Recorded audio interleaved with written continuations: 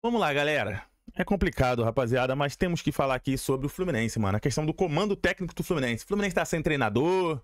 Como é que tá o Fluminense? Tá uma bagunça, tá uma baderna. Ah, que isso, Elinho? Como é que você fala isso? Mano, simplesmente Renato Gaúcho, como eu disse ontem, não vai ter, mano. Não vai pro Chile, pro duelo contra a União Espanhola e nem um time titular, mano. Galera, o que você acha disso, rapaziada?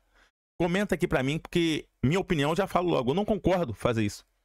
Eu não concordo porque eu não acho isso justo, mas deixa eu me apresentar primeiro. Para quem não me conhece aqui, meu nome é Wesley Silva, seu canal é Linho Tricolor, canal exclusivo do Fluminense. A gente traz somente aqui notícias do Fluminense Futebol Clube. Então, tudo que você precisa saber sobre o Fluminense Futebol Clube, você encontra aqui. Então, dá moral, galera, no like, na inscrição e no comentário, que eu sempre deixo a pergunta no final dos vídeos para vocês, mano. Cara, hoje é dia 22, momento que eu gravo esse vídeo, 1h30 da tarde. Fluminense embarcou ontem, como eu trouxe no vídeo de ontem, pro Chile, pro duelo contra a União Espanhola, sem titular, mano. Sem um time titular e sem um treinador, Renato Gaúcho, mano. O Fluminense tá sem comando agora. Quem comandará o Fluminense? Rapaziada, essa é a pergunta. Quem comandará o Fluminense amanhã pro duelo? Importantíssimo, já que, pelo visto, pro Renato não é. E nem pra diretoria e comissão técnica não é, né? Já que chegaram no acordo. E, cara, vai ser o Alexandre Mendes comandará o time contra a União Espanhola pela Sul-Americana na quarta-feira.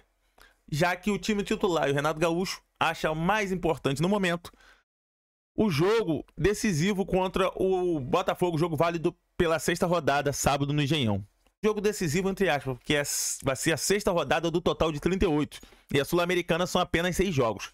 Eu discordo do Renato Gaúcho, discordo do presidente senhor Mário Bittencourt e os demais, mano, a diretoria, porque eu sou contra o Fluminense poupar. Mano, poupar, beleza. Alguns jogadores, quem eu pouparia? Paulo Henrique Ganso, tá voltando agora de miocardite, tá voltando devagar e tá certo. Pouparia John Arias, tá com muita minutagem também. Pouparia Germancano.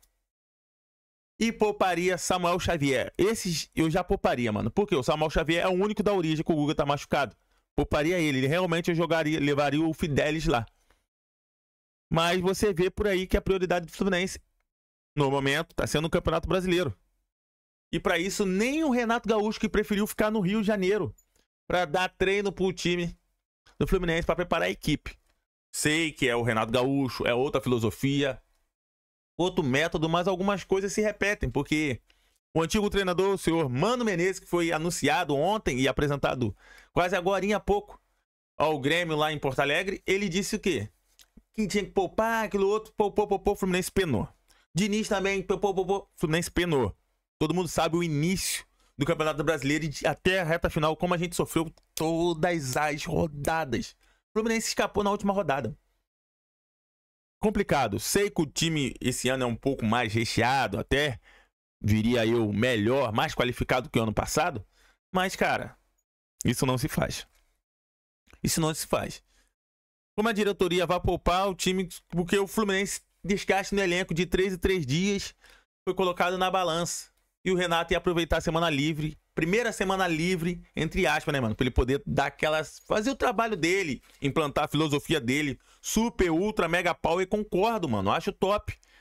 Mas, cara, não seria um momento, na minha humilde opinião, não. Ah, mas tem um Mundial logo aí. Mano, eu pouparia alguns jogadores. Cara, para você ter uma ideia, até o Fábio foi poupado. Até o goleiro Fábio foi poupado, mano. Eu acho isso absurdo.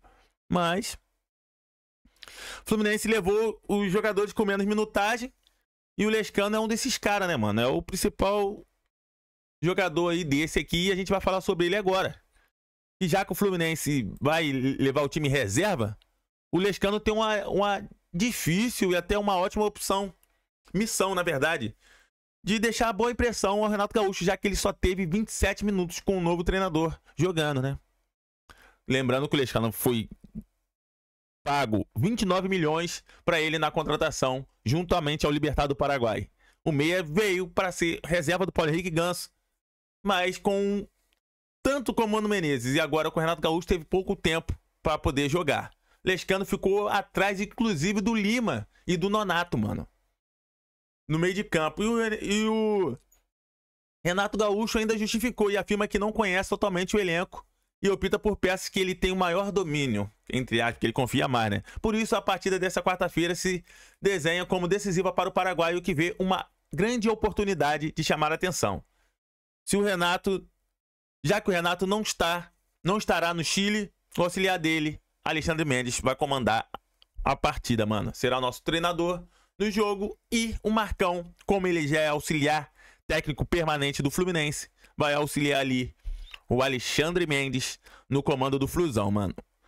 Pra ter noção, a questão do Lescano, ele jogou apenas 27 minutos com o Renato Gaúcho. Foram 26 minutos na goleada 5-0 sobre o São José no Maracanã e apenas 1 minuto no jogo contra o Corinthians, que ele entrou só pra gastar tempo ali, pra ajudar a acabar o jogo quanto antes, contra o Corinthians na vitória por 2-0 na Neoquímica Arena.